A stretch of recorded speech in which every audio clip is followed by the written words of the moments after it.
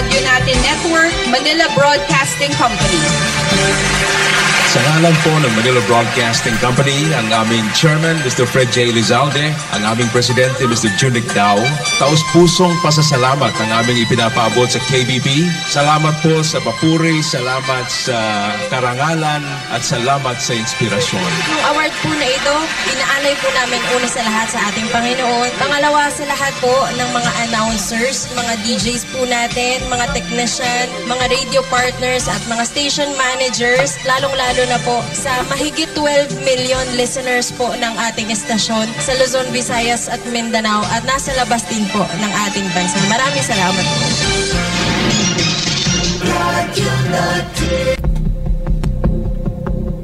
The winner for the Best Field Reporter is... Walhati Waway Bilen!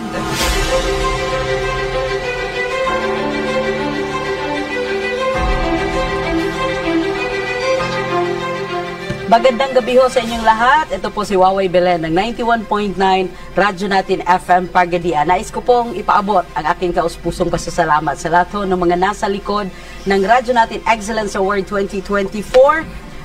Dahil matagal na po ako sa industriya ng pagbabalita, I am so much honored and blessed po to have this prestigious award as Best Field Reporter. Sa lahat ho ng mga hurado, maraming salamat ho sa recognition and asahan nyo pong mas pagbubutihin po natin ang ating trabaho at mas maging inspirasyon sa lahat ng mga nasa industriya ng pagbabalita, lalong-lalo na dito sa Pagadian City and Zamboanga del Sur.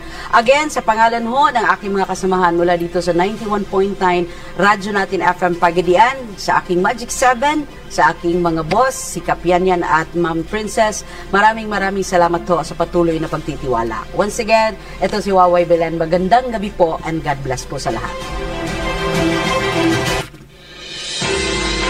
Dakbayan sa Pagadian, lalawigan sa Zamboanga del Sur, paminaw ang mga balitang hatod sa pinakadakong FM network sa nasa Radyo Natin Balita. Balitang lokal, balitang rehiyon, nasyonal, international, kung issue komentaryo, Radyo Natin Balita, Radyo Natin Balita. But sa nailang news anchor, station manager, Waway Bilen.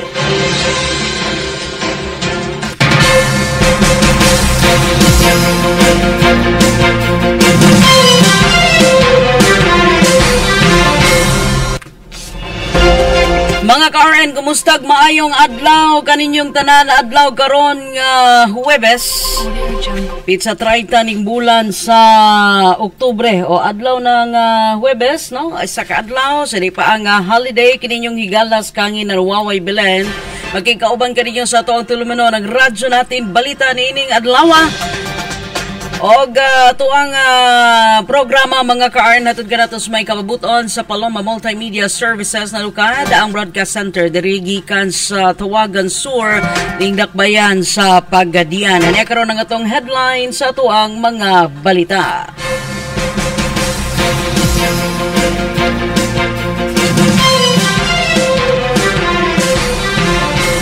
Radyo Natin Balita. Mga balita, nakalap gikan sa tinubdang lokal, ibuan ka mga agrarian reform beneficiaries sa Zamboanga Peninsula ang nakadawat sa ilahang titulo sa yuta o usa ka pagpahigayon sa Oplan Harabas o Undas Oplan Harabas sa Philippine Drug Enforcement Agency kon PDEA. Kadiin na may pahigayon o random drug testing sa atong mga drivers diri sa dakbayan sa Pagadian. Samtang usa ka teenager ang nalumos dito sa lungsod sa Tukuran. Wanted person dito sa lungsod sa Tukuran nadakpan tungod sa paglapas sa RA 7610. Mga balita gikan sa tuang silingan nga rehiyon, Governor Waminal gitudlo nga ni PBBM isip chairperson sa Northern Mindanao Regional Development Council kon RDC. Samtang mga panghinawang no sa Department of Health gipahibaw sa publiko karong panahon sa amihan.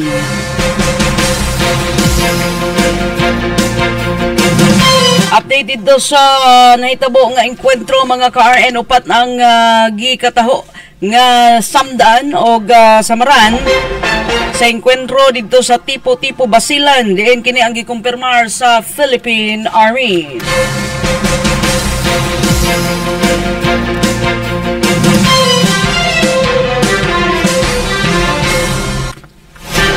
Ano karon ang detalye sa tuang mga balita karong adlaw. Kapin 3,000 ka mga agrarian reform beneficiaries gikan sa nagkalain-lain nga probinsya sa Zamboanga Peninsula ang malipayon nga nadawat ang ilang mga titulo sa yuta atol sa gihimo nga region-wide consultation uban ang stakeholders o project split kon e-title distribution nga gipahigayon sa Megazine Provincial Government Center sa Dakbayan sa Pagadian. Din kini ang gitambungan ni DAR Secretary Conrado Estrella III, Zamboanga del Sur Governor Divina Gracio, pipila ka mga mayores o mga representante gikan sa nagkadayang ahensya sa atong national government isip pagpamatuod sa ilang suporta sa programa. Ilawom sa project split kon support to parcelization of lands for individual titling. Department of Agrarian Reform ipang-apod-apod og labaw sa kon libuan 500 1,500 ka mga titulo sa yuta, lakip na ang 2,000 ka mga certificate of confirmation of ownership og ang mokabat sa 49.17 milyones ka pesos nga kantidad sa mga agricultural support alang sa mga kwalipikado nga mga benepisyaryo. Matod pa ni DAR Secretary Estrella, kini nagpakita sa padayon nga paningkamot sa atong gobyerno arong nga matubag ang panginahanglan sa mga mag-uumagikan sa kasiguruhan sa pagparag-iya og yuta. Lakip na usab ang farm mechanization hangtod sa serbisyo nga magkatabang sa pagpausbaw sa ani og panginabuhian. Tinguha sa programa nga masiguro ang katungod sa mga mag-uuma sa ilahang nga yuta og mapalig-on ang produksyon sa sektor sa agrikultura dinhi sa atong rehiyon.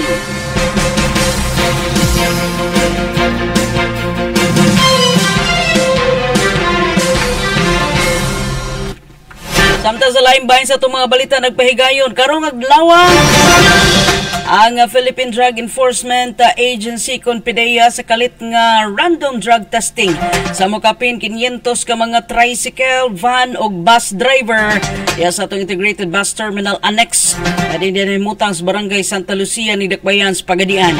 Base sa inisyal nga resulta sa pagpakisusi alas 9 karong buntag o sa ka-public utility vehicle ang nagpositibo sa inisyal nga drug test. Apan gipasabot sa PDEA nga ang maong resulta ipailawang pa kini sa confirmatory testing aron nga masiguro ang katinuoran niini. Ang maong kalihukan gipahigayon subay sa Undas, Oplan, Harabas.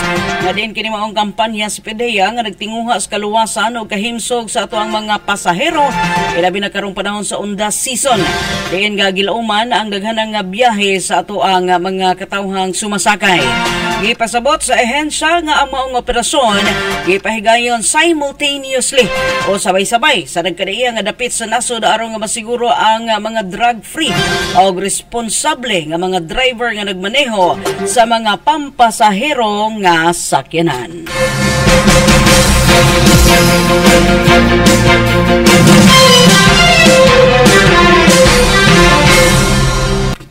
Atong oras alas 12:20 usa ka 15 anyos nga lalaki mga ka-RN usa kini ka estudyante ang nalumos samtang ang iyahang 16 anyos nga kauban nakaluwas sa insidente. Itabo kini alas 2:54 sa hapon kagahapon adlaw dias Purok Nara, Barangay Militar, Tukuran sa usa ka beach resort. Ang biktima na ilang usa ka Luis John Busquit, residente sa Purok Kamanggahan, Barangay Curbadas mao nga lungsod.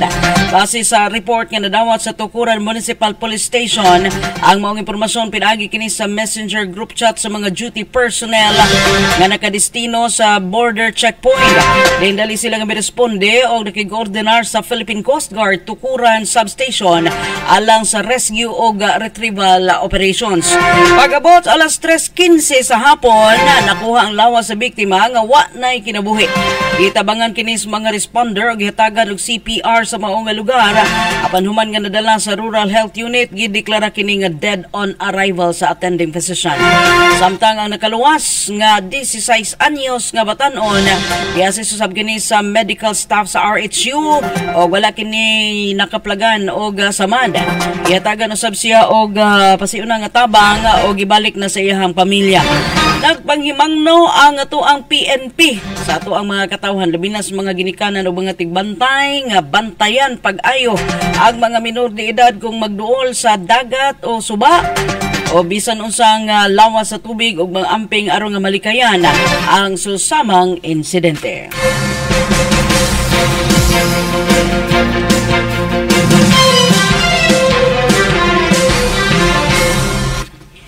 Reminder sa ato ang mga kabataan labi na half day na og mga adlaw kay holiday na no gideklarang holiday half day tomorrow. So ang ato ang mga kabatanunan mga siguro ang ato ang pong mga kaigsuunan magpahimulos ni ining holiday break no kasagaran mo adtog dagat kay init kay karong panahon. I-remind ang ato ang mga kaigsuunan labi na sa mga minors ang atong mga mamagpapa palihog lang nga bantayan natos kanunay ang atong mga anak na kung ugaling manggani mas maayo kauban mo sa kanunay pero di man ginato malikayan kanang disgrasya apan gi-remind lang natos kanunay ang ato ang mga ginikanan nga di kay taluag no karong panahon na kay naara gyud sa ulahi ang mga pagmahay. So kini mao insidente ha mga ka-RN nahimo na hinong hero nga dapat unta ang kadtong namatay mo to ang ning salbar no sa iyang higala pero maupod ang iyang higala wa naman hinuon nakahawas o gideklara ng patay human sa mao nga aksidente. Radyo natin balita. Atong oras alas 12:23.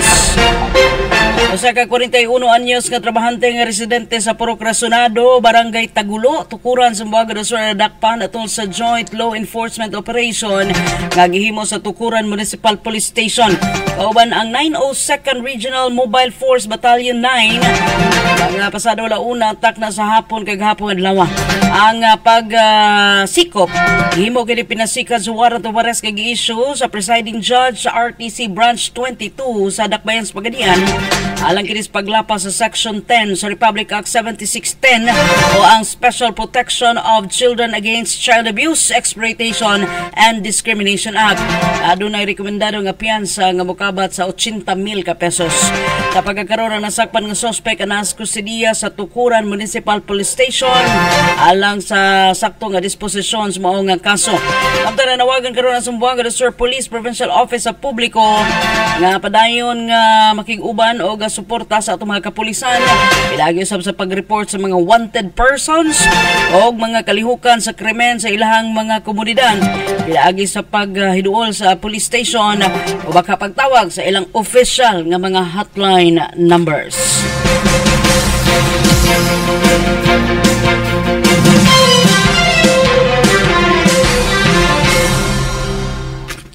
Atong oras alas 12:25 ang tulumanon mga ka-RN yung mabati gikan Lunes sa tulad sa adlaw Biyernes.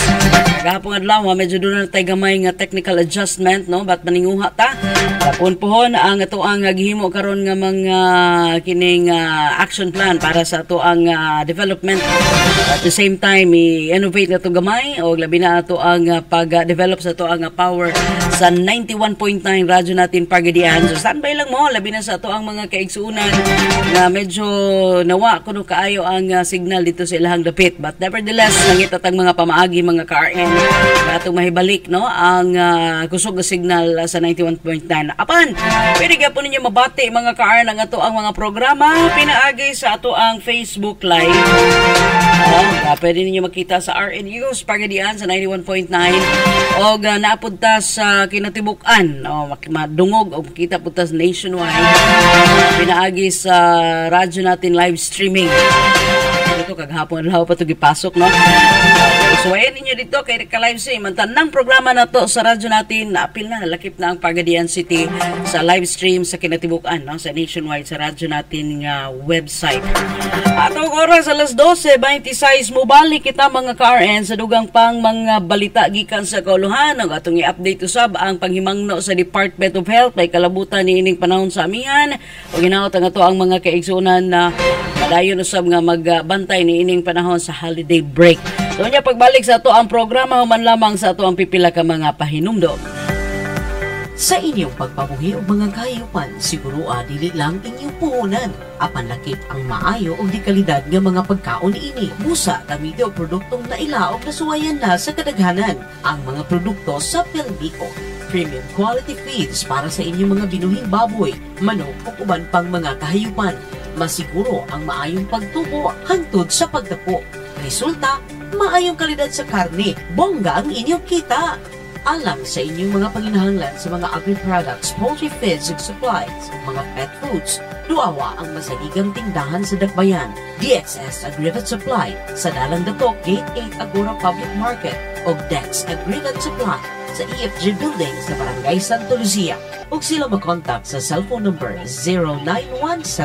0917-773-4044.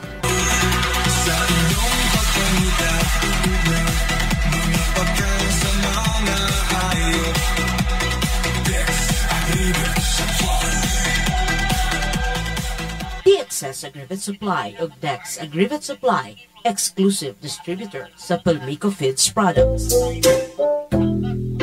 Kapoy na? Stress ka na po? Ayaw tuguti nga ang stress mo pildi nimo.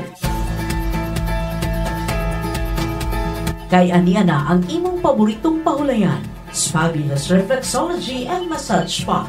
Oo, sukaranan kini sa tinuod nga relaxation ug rejuvenation.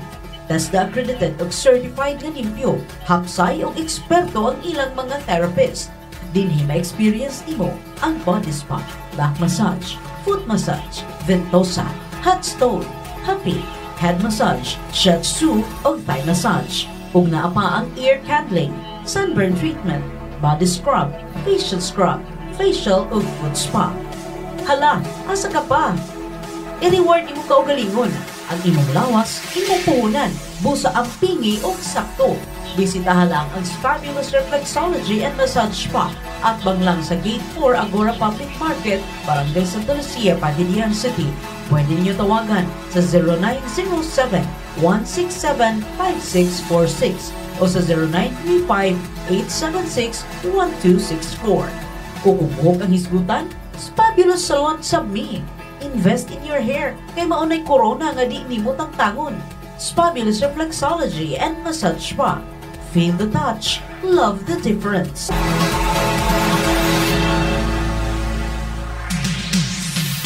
Looking for a career that can take you places both here and abroad? Start your journey with Crestview Technical Vocational Institute and Assessment Center Incorporated, proudly TESDA accredited. We offer top-notch programs to launch your career.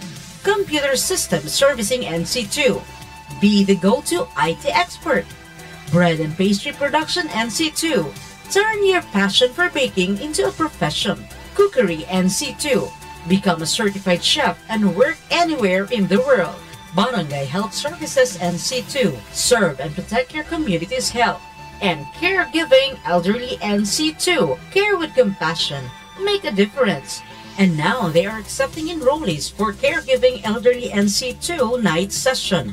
Perfect for those who work during the day. They specially offered very affordable training fee and flexible payment terms. At Crestview, you gain TESDA recognized national certifications, hands-on training with expert instructors, real-world skills for in-demand industries, local or global. Your future starts here. Call now to enroll or visit us for a tour at W Street, Santa Lucia District, Pagadian City, in front of Gate 10, Agora Public Market beside Trinity Drug Store. They are open from 8 a.m. to 5 p.m. Or you may call 0927-954-3995 or email them at hanafiel143@gmail.com. You may also visit their Facebook account at Crestview Technical Vocational Institute and Assessment Center Incorporated. Crestview Technical Vocational Institute. Your skills, your future, your Crestview.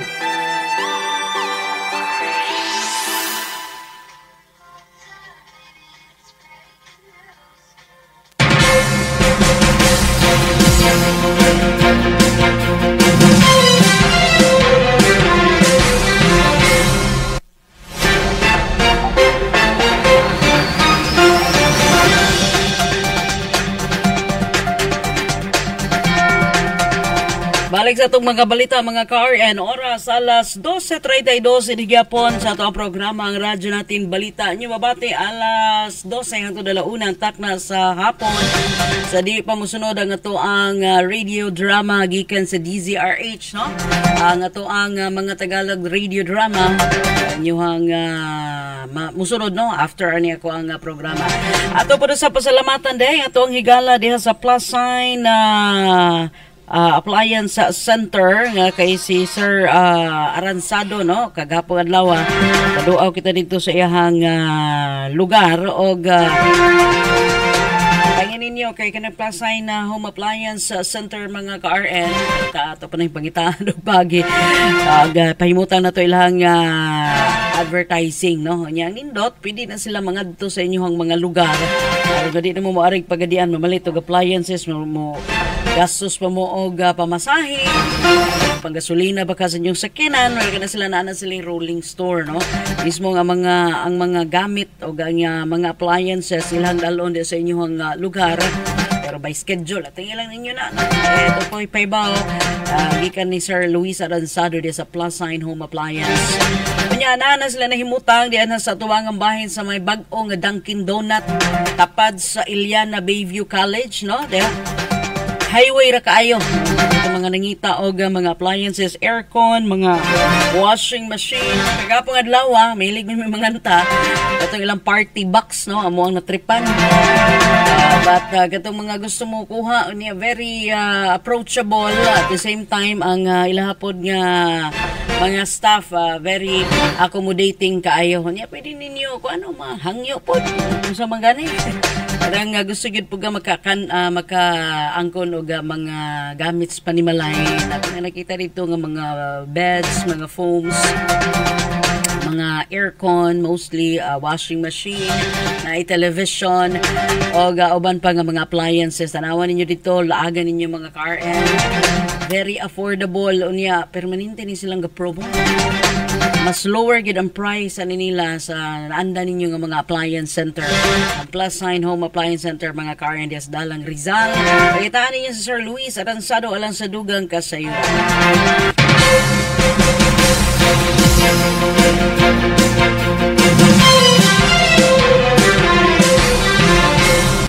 Samtang mga balita gikan sa riyon gikatakda ni Presidente Ferdinand Bongbong Marcos Jr. si Misamis Occidental Governor Henry Waminal isip chairperson sa Regional Development Council ko RDC Region 10 sa Northern Mindanao. Alang kini sa 2025 ngadto sa 2028 nga termino. Isip pag-ila sa iyang liderato sa lokal nga kagamhanan na pagsuporta sa kalinaw o ang pagpalig-on sa panaghiusa sa rehiyon. Sa iyang pamahayag gipahayag ni Governor Waminal ang iyang kinasing-kasing nga pagpasalamat sa tuwang pamuno nasod sa pagsalig og kumpiyansa nga gihatag kaniya og sa mga opisyal sa gobyerno sa RDC 10 nga nagikan sa gobyerno og mga pribado nga sektor. Atod pa ni Waminal dako niya nga garbo og kalipay ang pagtudlong gihimo sa iyaha sa ato ang pamuno nasod og iya nga gipasidungog ang pagkahiusa sa mga misamisnon og ang iyang asenso team nga mao kuno ang nagpalig-on sa kalambuan sa lalawigan. Ang Regional Development Council kon RDC mao ang pinakataas nga policy making o coordinating body sa matag rehiyon nga nagtabang sa pag-uyon sa mga lokal o national nga prioridad pinaagi sa Regional Development Plan o Investment Program. Isip RDC Chairperson pangunahan ni Waminal ang pagpalig-on sa relasyon o koordinasyon sa Northern Mindanao uban usab ang Philippine Development Plan og sa administrasyon ni Marcos nga nagpunting sa pagpalapad sa mga infrastruktura, pagpabilin sa kalinaw og seguridad ug naguswag sa lokal nga ekonomiya. Ilawom sa iyang pagdumalam isa ka ang Misamis Occidental isip usa sa pinakamaayong performance sa lalawigan sa tibuok nasod diin nakatala kini og 66.49% nga pagtaas sa ilang lokal nga kita ug nakab-ot ang unang class nga kategorya.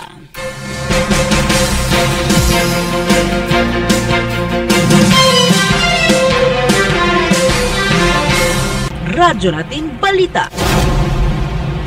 Samtang sa line bahin sa itong mga balita, alas 12:36. Sa nekaro mga panghimangno mga KRN sa Department of Health. Alang sa itong mga publiko nga mag-amping karong panahon sa amihan tungod kay kini nagdala og tugnaw og ugang nga hangin. Kasagarang masinati gikan karong bulan sa Nobyembre hangtod Marso og mahimo nga hinungdan sa daghanang mga sakit simbako palayo. Sumala pa sa DOH, importante nga andam o protektado ang matag usa tungod kay daghang mga balatian nga kasagarang mutuhaw sa panahon sa amihan. Minaw mo kay aron nga ma-inform og ayo unsay mga kasagaran kay murag daghang nabati karon kaning mga sakit-sakit. Una kaning yung trangkaso, hilanat-hilanat, influenza nga nagdaog hilanat ubo og sakit sa lawas. Daghang yung nakarelate ani. Sipon og nga kasagaran po nga adunay ubo og kining pag-atsing-atsing. Pulmonya o sa kini ka impeksyon sa baga nga mahimong magresulta sa lisod nga paginhawa. Allergic rhinitis nga nagpasabot na sa pagpangatol o kanang pagpangatsing tungod sa allergy. O ingon man kining pagpangugas panit kani bantayan niyo ni. Grabe kaayo karon daghan kasi nate ani. Dugang mga panit bisag mahurot ng lotion. Resulta kini sa eksema o pagpangatol o pagpamulas panit na tanawan ninyo na. Aron nga malikayan ang pagkatap sa maong nga sakit, naghatag karon ang DOH so pipila ka mga importante nga panghimangno og rekomendasyon. Basic ra kaayo. So dapat ang atoang mga katawhan maminaw gid karon na aron nga masayod ug unsay ang himuon kay naara gyud sa uwahi ang pagmahay. So say at least ang atoang departamento sa mayong panglawas nagarimay na in advance kaning pagsuos bulan sa Nobyembre mga KRN padulong sa bulan sa Marso. O daw ni murag ma-feel o mabati sa ato ang mga kaigsuunan ang daghan mga sakit-sakit. Lisan pas mga hamtong labi na sa itong mga kabataan. So every now and then mag-amping yun. Una, aron malikayan ang pagkatap sa maong sakit, kinahanglan mo o gusto nga sinina aron nga mapugnan ang tugnaw. Sakto po. Pag inom og igo nga tubig aron nga dili ma-dehydrate, importante na nay mga daghang kuan ron, nay daghang mga tumbler kung maglakaw-lakaw o mo-duty ba ka. Aron di mo masigpalit o di magbitbit na mo og inyong balon. Pagpahulay og pagkaon sa kanang mga sustansyado nga mga pagkaon aron lig-on ang resistensya. Og ikaupat ang pagkonsulta dayon sa doktor kung adunay gibati nga simptomas. Ang problema lagi pud ani kay daghan mga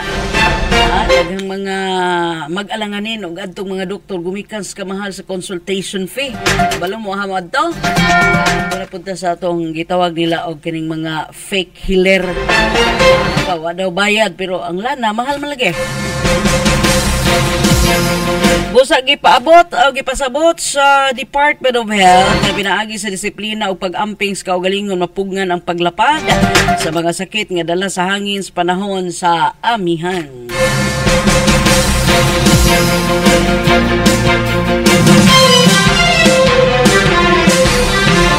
Update mga KRN atong isubay ang update sa mga panghitabo dito sa Tipo-Tipo Basilan kay misaka na sa ihap nga upat ang gidaghanon sa mga nasamdan sa enkwentro nga hitabo dito sa Tipo-Tipo sumaha pa kini sa 11th Infantry Division sa Philippine Army. Sa pagpagiginabi og impormasyon gikumpirma ni Captain Genesis Dizon na ang tigpamaba sa 11th Infantry Division nga upat ka individual ang nasamdan base kini sa verifikasyon nga gihimo sa lokal nga pagkagamhanan sa Tipo-Tipo. Matod pa ni Dizon wala kini sila labot sa mao nga gubat og nadamay lamang kini sa maong enkwentro nga hitabo tali sa duha ka manag-away nga grupo.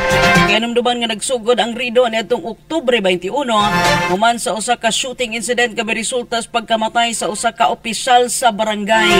Apan human sa negosasyon niadtong Martes bago lang mibalik ang enkwentro tali sa duha ka panig din upat ka bystander. Tanawa lang ang mag-amping ni. Upat ka mga bystander o mga passerby, minglabay lang ba ang naapektuhan sa maong panag-enkwentro. Saro po sila kabalong na ikagubat dito. Ipod lagi maniid-niid sa panahon.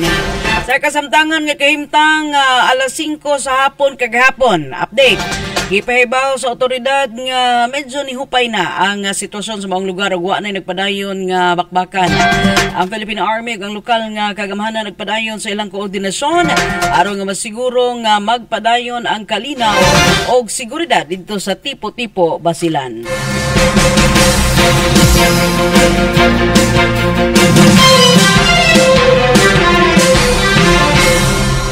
Update dugang sa ato ang mga balita gikan sa gawas sa nasod. Radyo natin balita. Dito sa Taiwan, manubay na punta sa Taiwan.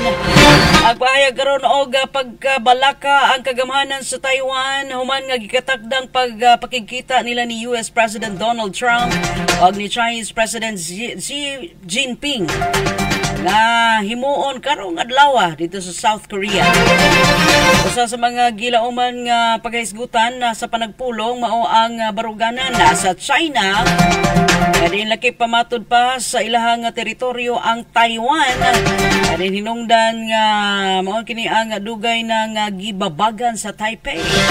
Sumapas mga opisyal sa Taiwan kung ugaling adunay himuon pakigsabot tali sa US o China, posible nga mawad-an o mahunusan og suporta ang Taiwan gikan sa Estados Unidos lalo na kung hilabi na sa hilisgutanan sa seguridad o ekonomiya. Kaya nung dumang dunay nahitabo nga trade war ang US o China, human matud pa nga gipatawan og 100% nga taripa sa Amerika ang mga produkto nga gikan sa China nga mas nagpataas pa sa tensyon na tali sa duha ka mga nasud. Padayon paghihapon karon nga naglawom ang Taiwan nga magpabilin paghihapon nga lig-on ang koordinasyon na niini sa Estados Unidos taliwala sa mga lisgutanan nga may kalabutan sa soberanya o ang kagawasnan sa ilahang nasud.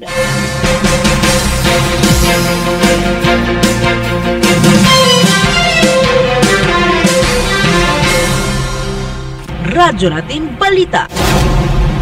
Oras alas 12:44. Congratulate daw kuno ta, no? Congratulate daw ta kadyot kay nga tuwa daw kunong punong presidente sa nasod sa Pilipinas mga ka-RN. Si PBBM ang nahimo karon nga namuno sa ASEAN.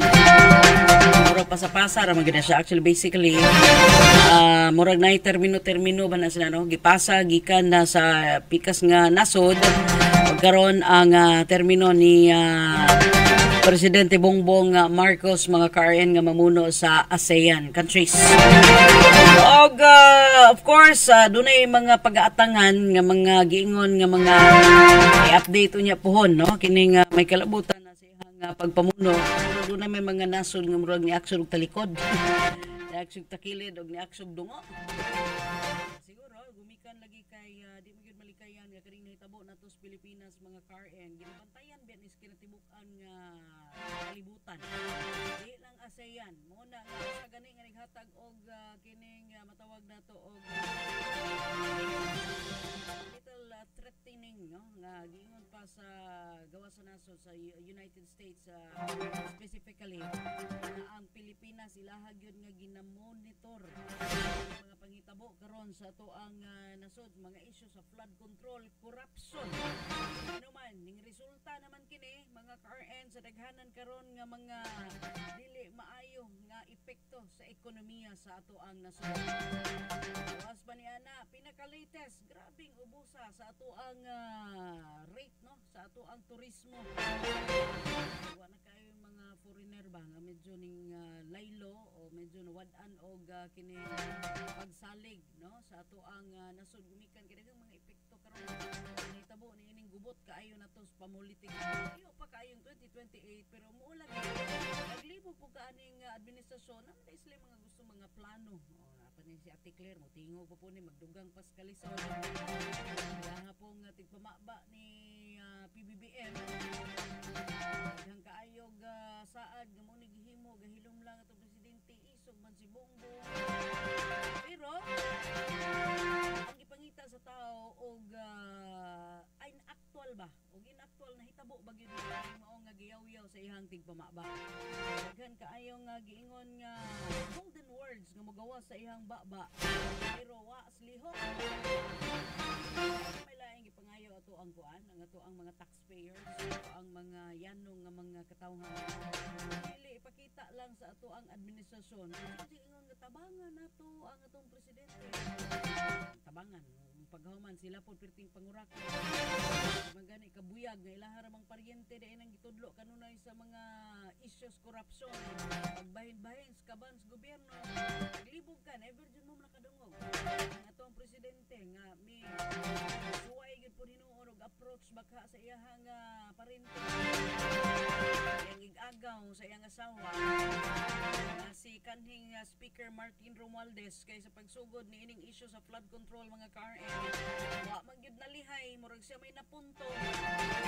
Never ka nagkadungog atong presidente kung sa tinud lang isa ra makalihok na. Umikan kay siya ang pinaka-powerful. Ang matawag na to pinaka-powerful nga public official na hold sa tanan niyang gustong himuon aron nga makontrolan. Pero murag wa man mingaw pas mira. Tuwa dito sa Trila in Manila. Kuyog ditong Manny Pacquiao sa isa sa iyang kamot babay-babay pug libog ka wa may mo puning respond mo nag murag mako ano kay ingon ka sa maneto presidente. Fairness lang po kita nga mga yanong Pilipino, proud po ta nga Pilipino ta, pero usahay makahiubos sa mga panghitabo karon sa atong nasod mga KRN. Labi na itong mga OFW, no?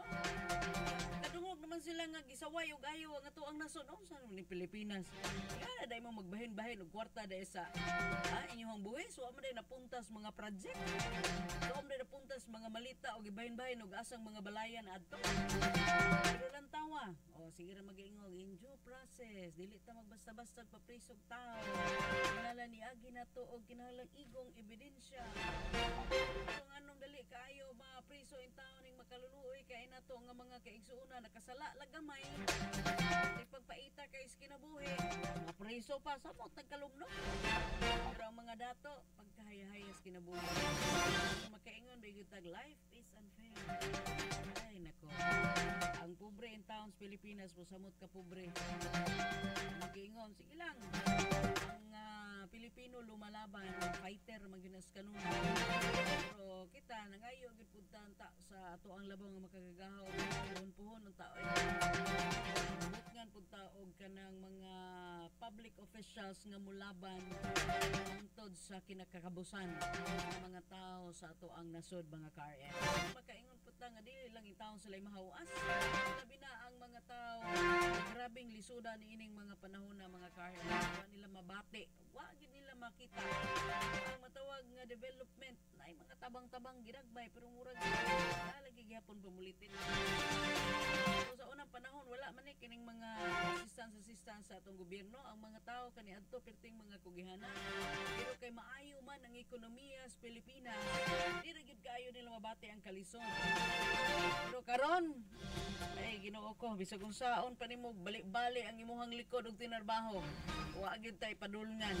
Gumikan kay nagkaguliyang ang ato ang mga programa sa gobyerno nga unta. Mo'y ato ang dangpanan, mo untay ato ang giampo nga magkatabang nato, no? Wala ni ana. Fight on your own gid ta ani. Basta paita kayo. Ay gidagmay tabang sa gobyerno plus daplis lagi kana bang dito di ba lungtaron ba? Pero actually depende gid po na sa tao kugihan ka o dili. Depends gyapon na sa inyo pong pagkugi. Pero ako gid pud gyapon og impact kung ang tao di tapulan. Taliwala ni ining ato ang mga issues gobyerno, taliwala ni ining ato ang mga kalisod nga nabati sa ekonomiya sa nasod. Pero kung kugihan ka, kalingkawas sa gyud gyapon mga KRM.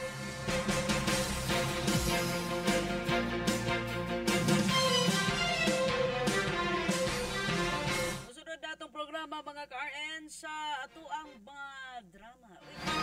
Atong drama bago rin niya, ginawa ninyo in his time. Alauna hangtod alas 2 Diyos. So niya, magsunod-sunod din na siya, chillax time, tugstugan. Pag-auban na to ang mga programa. I-enjoy niyo ang music. Pag-auban po na to ang mga DJs, ikan sa kaulugan. Ang 91.9 radyo natin, FM Pagadian, makita, madungog hapon ninyo. Ang Facebook, 30 ka adlaw, yatag, erase mang live. Nana tayo official YouTube channel gihapon mga ka 91.9 radyo natin Pagadian official. Kawalan niyo sa radyo na sa YouTube. Tawag sa pangalan na lamang si Buk Perso sa radyo natin Pagadian. Ayon po pumin nga nag-inda. Pasalamat sa tanan nagsuporta sa mga nag-nominate sa ato ang naabot pod nga radyo natin Excellence Award. Still waiting ug unsay maayong resulta o mo win or lose man kamot ra pud mi dire sa radyo natin Pagadian. Ginaot pa unta no nato 4 ka nomination for this year and hopefully na ay makalusot sa ang mga nominations. There are more than 100 radio stations ilawom sa radyo natin nationwide. Ilawom sa Manila Broadcasting Company group of companies ang kining moapil no niini nga mao nga kompetisyon. Last year napalaran kita sa usa sa individual category. Nalipay na kita na okay na kita. Thanks God at least no Maria matawag nila nga nakita po sa nila ang ato ang mga contribution in the field of professional broadcasting diri sa Dakbayan sa Pagadian og sa Zamboanga del Sur. Bisag layo ta mulaban ni mga Bisaya.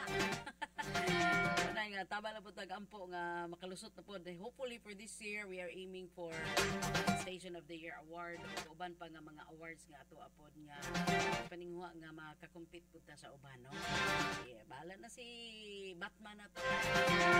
Kanunay malipayon kita nga nagserbisyo diri sa ato ang mga programa mga ka-RN. Nya og mga adlaw half day. Deklarado na kay ang uban gani karon ginhinay nagpanguli para sa atong All Souls Day. Og ato ang undas no. Katong mga mobiyahe amping-amping og kadtong panghimangno sa DOH ning panahon sa daghang mga hilanat karon no. Ganong matawag na to og kanang mga sakit-sakit nga nabati. Pero kanang pag-amping lang gyud sa lawas. Actually isa ra gyud ang akong remind sa inyo ha og ako po ikatambag sa inyo ha. Everyday man jud ko nagatrabaho. Uli gabi mugikan kadlawon. Pero taliwala ni ana mga KRN. Salamat po ni Lord wa man gyud puno ta mataptag sakit. Kamot lang putas kanunay. Kabalo pa unsay sekreto ana kadadlaw gyud mo kaligo. Ay lang gyud mo katapol nga inyong lawas permanente pahimutang little exercise maayong kaon on time kung kay ko ka on time ug kaon kay mostly naguman mo kung news mo kaon pas mo gyapon. Anyway wala man tayo oras magpadayon sa toong programa. Salamat again kay Sir Luis Aransado di sa plus sign ang ilang ninyo sa bang ito mabalik ko diha sir ako'y i-submit po. Kini na lamang inyong higala sa kahanginan Waway Belen ang tudong mga adlaw sa atong programang radyo natin balita. Salamat maayong udto kanatong tanan. And the KBP Golden Dove Award for the best FM radio station provincial goes to Radyo Natin Network, Manila Broadcasting Company.